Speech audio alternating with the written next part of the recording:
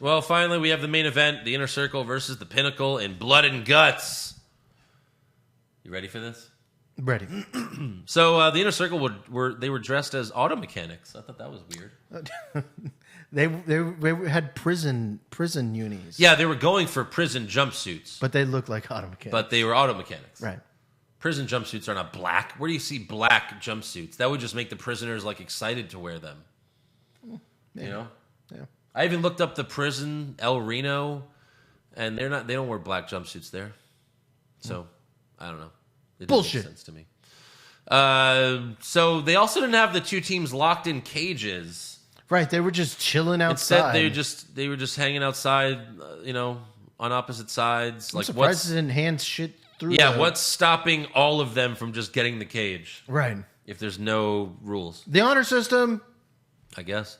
Anyway, Sammy Guevara and Dax Harwood start the match. Dax hits Sammy with a spine buster and goes for the pin, and then he's shocked as to why no one's counting. Dumb, but funny. I don't know if that was supposed to happen. It was. They do this shit all the time. It's pretty stupid. I never like it when wrestlers just make themselves look like complete idiots. Especially the people who follow the rules. Yeah. Right. Think. First of all, the match doesn't even start till everyone's in the ring. Right. Second of all, you can't even pin someone in this match. Pins are not even allowed. Yeah. So. And they just went over the rules last week. They went over the rules right before the match. And the match, yeah. Anyways. Sammy throws Dax into the cage multiple times, and Dax is the first to bleed, but he won't be the last. Sammy hits a double springboard into a cutter. That was very nice. After the first 5 minutes, though, Shawn Spears enters the match with a chair. Sammy fights both of them off for a bit, but then Spears hits Sammy in the head with the chair. 2 minutes later, Ortiz enters with a chair of his own and gets some shots in. Sammy and Spears fight on the two top ropes in the middle.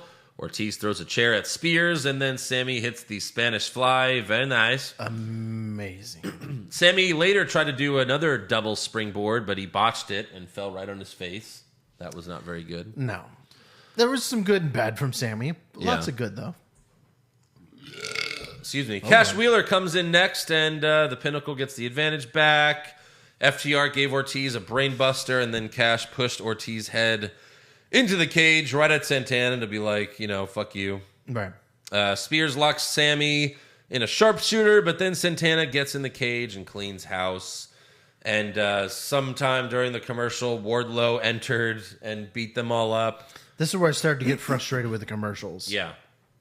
Then Jake Hager came in and took out FTR and Spears, and then went after Wardlow, and they traded some shots. I always like, the two monsters from the opposing teams. Right. They just kind of look at each other and they start just like walking towards each other. That's cool. I like that. And they had that little moment there. Yeah, but then they didn't really do much to each other. Right. Well, it's because everybody else got involved and pretty quickly, but, Yeah. MJF comes in last for his team, and the Pinnacle starts to dominate. Finally, Chris Jericho gets in, and the bell rings to officially start the match. And the two teams meet in the middle and start brawling. And then after the commercial, we see that someone pulled up the ring mats to expose the canvas. What the fuck? Yeah.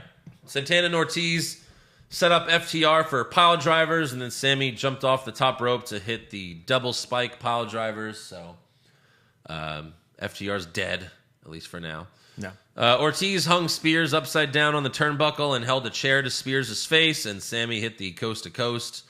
Very nice from Sammy again. Then someone ripped the turnbuckle off earlier, and Jericho cracked the steel part of it on MJF's head, and now he's busted open. The Inner Circle starts dominating. Wardlow fights back. He has a little botch with Hager, but then they hit him with chairs until he falls down. And then outside the ring, Tully Blanchard beats up one of the referees and unlocks the cage door, letting MJF out. And MJF climbs to the top of the cage, and Jericho follows him up there. Jericho locks MJF in the walls of Jericho, but MJF punches Jericho in the balls to get out of it. Mm-hmm. MJF then locks in Salt of the Earth, but Jericho won't tap. So MJF puts on his diamond ring and punches Jericho in the head, and now Jericho's busted open. And then MJF looks down, and he's got an idea. So he holds Jericho He holds Jericho by the edge of the top and yells, "If you don't surrender, I'm throwing him off." Smart. Sammy yells, "We surrender!" And the Pinnacle officially wins the match. But of course, MJF pushes Jericho off anyway. And What a devious asshole. And he falls onto the giant crash pad.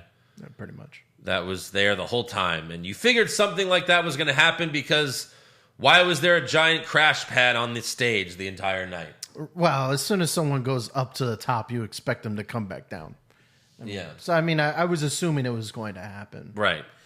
But It was like 12 feet probably. 12-foot drop from Jericho. Mad respect for Jericho for taking that bump. But, I mean, it did look kind of lame. I bet you that did not hurt at all. Probably not. Because, like, you saw when he fell, and a lot of people pointed this out, too, that the camera angle on it was bad. Oh, yeah. Because, like, it looked like he fell 5 feet. But, like, as soon as he fell, like, you saw all the fucking black mats underneath the... And the like, blanket of pillows. Blanket of pillows. Like, I don't think it hurt Jericho. I don't think he was hurt at all. No. Like, not one bit. No, I don't think so either. And it was. I feel bad for him because I think that could have been done a lot better. And it was such a cool moment. Right. And then they film it, and they film him all the way down, and then he lands on that. And it just doesn't make sense also why that crash pad was there to begin with. Right. You know? Right. Like, it was just on the stage. Like, yeah, just in case someone falls off the stage, or off the cage, I guess. No. So. Kind of lame. Lame final second. But a really good The match. show ends with, bloody MJF posing on top of the cage. So, this was really good, but it doesn't compare to War Games! No. It does not compare to NXT's War Games. War Games way better. But, I mean, that's not saying that this was no slouch. I mean, they're all still A's. War Games are just... I don't know if I would call this an A. I think it's an A. The War Games are just A pluses normally. I don't know if I would call this an A. What, B plus? Yeah, B plus. Watch the full video at patreon.com/What's Wrong with Wrestling. For only $5 a month, you'll get access to hundreds of bonus episodes that you can't find anywhere else. We got recaps of all pay-per-views, every episode of AEW Dynamite and NXT, classic episodes, movies, and of course, everyone's favorite, brackets. Sign up now, Or I'll drop you on a stack of dimes you call a neck, you piece of trash.